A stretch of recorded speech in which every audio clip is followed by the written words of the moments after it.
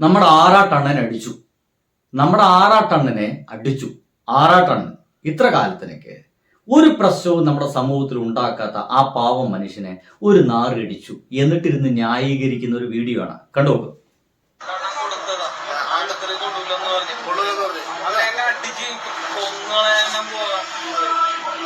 എന്റെ മൈൻഡ് പറയാം, ഞാൻ കൊച്ചിക്കാരനാണെങ്കിൽ അടിച്ച് നിരപ്പാക്കും. ഇന്നത്തെ അലവാദി പെരേരും പൈനാപ്പിളും ആറാട്ടൊന്നും വേണ്ട, മര്യാദക്ക് റിവ്യൂ പറയണം സിനിമയില്. ഓക്കെ, ഒരു പറയുന്നത് മര്യാദയ്ക്ക് റിവ്യൂ പറയുന്ന സിനിമയിൽ ഇവരാണ് നിശ്ചയിക്കുന്നത് എങ്ങനെ റിവ്യൂ പറയണമെന്ന്. ഇവന്റെ അഭിപ്രായത്തിനനുസരിച്ച് മാത്രമേ നമുക്കിവിടെ സംസാരിക്കാൻ പാടുള്ളൂ. ഇവൻ ആരാടാ? ഇവൻ പറഞ്ഞു ഇവൻ കൊച്ചിക്കാരനാണ്, ഇവൻ പറയുന്ന പോലെ റിവ്യൂ പറയണം. നമ്മൾ പണം കൊടുത്ത് സിനിമ കാണുന്നുണ്ടെങ്കിൽ അത് ഇഷ്ടമായെങ്കിൽ ഇഷ്ടമായെന്ന് പറയും. ഇഷ്ടമായില്ലെങ്കിൽ എനിക്കത് പിടിച്ചില്ല, എനിക്കത് ഇഷ്ടമായില്ല എന്ന് വെച്ച് നിങ്ങൾക്ക് ഇഷ്ടപ്പെടാതിരിക്കും എന്നല്ല, നിങ്ങൾക്ക് ഇഷ്ടമാവില്ല എന്നല്ല, നിങ്ങൾക്ക് വേണമെങ്കിൽ കാണാം, ഒരു കുഴപ്പമില്ല. എൻ്റെ അഭിപ്രായത്തിൽ എനിക്ക് ഇന്ന കാര്യങ്ങൾ കൊണ്ട് അത് ഇഷ്ടമായില്ല. ആറാട്ടണ്ണൻ നോക്കൂ, ആ ആറാട്ട് എന്ന് പറയുന്ന സിനിമ, അദ്ദേഹം ഒരു പക്ക മോഹൻലാൽ ഫാനാണ്, ഒരു പാവം മനുഷ്യൻ. കുറെ വിദ്യാഭ്യാസം ഉണ്ടോ എന്നുള്ളൂ, പക്ഷേ സ്വാഭാവികമായിട്ടുള്ള ചില പ്രതികരണ രീതികളും നമ്മളെല്ലാവരും അത്തരമൊരു വിദ്യാഭ്യാസ ലെവലിലേക്ക് എത്തുന്ന ഒരാള് നമ്മുടെ സമൂഹത്തിൽ കാണിക്കുന്ന പെരുമാറ്റ രീതികളൊന്നുമല്ല ആറാട്ടണ്ണൻ. അദ്ദേഹം വേറെ വ്യത്യസ്തമായ ഒരു മനുഷ്യനാണ്. ഈ ലോകത്തുള്ള എല്ലാവരും നമ്മളെ പോലെ തന്നെ പെരുമാറുന്നൊക്കെ വിചാരിച്ച് നടക്കൂ. അതേ ഒരു നിഷ്കളങ്കനായ മനുഷ്യനാണ്. ഒരു മടിയും കൂടാതെ എല്ലാ സിനിമാ നടിമാരോടും വിവാഹം കഴിക്കാൻ താല്പര്യമുണ്ടെന്ന് അദ്ദേഹം എഴുതിവിടും. സ്വല്പമൊക്കെ ഉളുപ്പുണ്ടെങ്കിൽ അങ്ങനെയൊക്കെ ആരെങ്കിലും എഴുതിവിടുമോ? ഇല്ലല്ലോ. അപ്പൊ അത് അങ്ങനത്തെ ഒരു പാവ മനുഷ്യനാണ്. അദ്ദേഹത്തിന്റെ റിവ്യൂ കേട്ടിട്ടാണോ നമ്മുടെ മലയാളികൾ ആരെങ്കിലും സിനിമയ്ക്ക് പോകുന്നത്? അദ്ദേഹം ഒരു സിനിമ കണ്ടിട്ട് പറയുന്നു ഭയങ്കര ബോറൻ സിനിമ, അതുകൊണ്ട് മലയാളികൾ പിറ്റേ ദിവസം മുതൽ ആ സിനിമ കാണാതിരിക്കുന്നുണ്ടോ? ഇല്ല.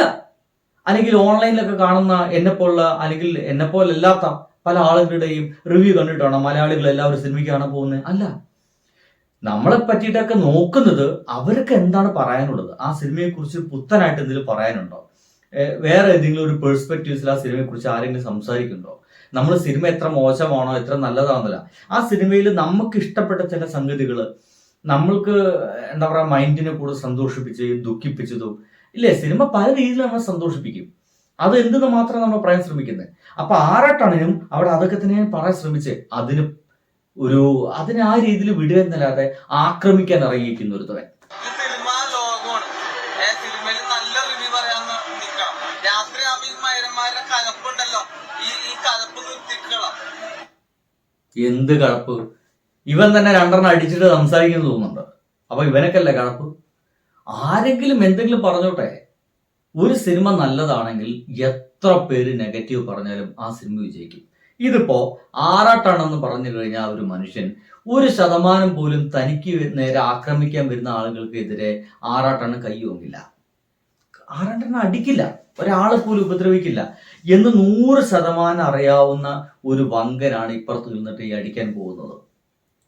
ആറാട്ടണ്ണൻ ഇതുവരെ ആരെങ്കിലും അടിച്ച വല്ല വാർത്ത നിങ്ങൾ എൻ്റെ പ്രിയ സുഹൃത്തുക്കളും കേട്ടിട്ടുണ്ടോ? ഞാൻ ആറാട്ടണ്ണൻ്റെ ഒപ്പമാണ് നിൽക്കുന്നത്. ഈ നിമിഷത്തിൽ ആ ഒരു പാവത്തിനൊപ്പം നമ്മൾ നിൽക്കേണ്ടത്.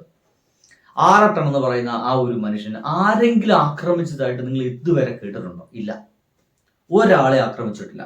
പാവം മനുഷ്യൻ. ആ ആറാട്ട് എന്ന് പറയുന്ന സിനിമ ഇറങ്ങി കഴിഞ്ഞപ്പോ ലാലേട്ടൻ ആറാടുകയാണ് ഒന്ന് പറഞ്ഞുപോയി. അങ്ങനെ സോഷ്യൽ മീഡിയക്കാരാണ് ഇയാൾ ആറാട്ടണ്ണൻ ആക്കിയത്, അല്ലാതെ അയാൾ അങ്ങോട്ട് സ്വയം ആയതൊന്നല്ല.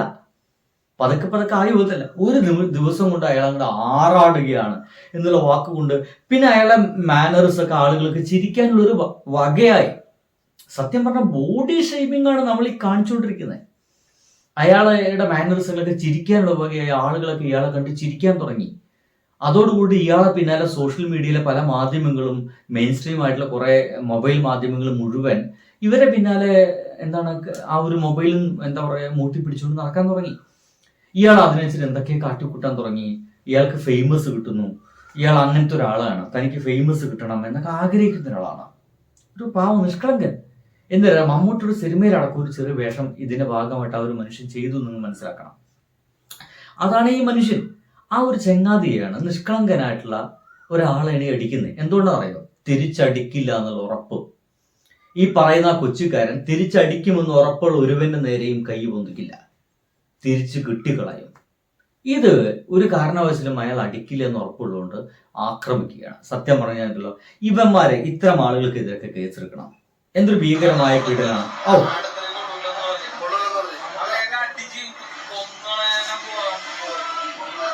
അല്ലേ, അടിച്ച് കൊന്നുകളയണം, പോവാ. എന്തടിച്ചോണ്ടാണ് ഈ നായി വന്നിരുന്ന് സംസാരിക്കുന്നതിലും പിടുത്തൊന്നുമില്ല. എന്തൊക്കെയായാലും ഇത് വളരെ മോശം. ആറാട്ടാണ് ഒപ്പം എന്നല്ലാതെ വേറൊന്നും പറയാനില്ല. അദ്ദേഹം അപമാനിക്കപ്പെട്ടിരിക്കുന്നു, അദ്ദേഹം ആക്രമിക്കപ്പെട്ടിരിക്കുന്നു. അദ്ദേഹത്തെ ഇഷ്ടപ്പെടുന്ന കുറച്ചു പേരൊക്കെ ഉണ്ടായിരിക്കും, അദ്ദേഹത്തിനൊപ്പം നിൽക്കേണ്ടതാണ് ഈ ഒരു നിമിഷത്തിൽ. ബൈ.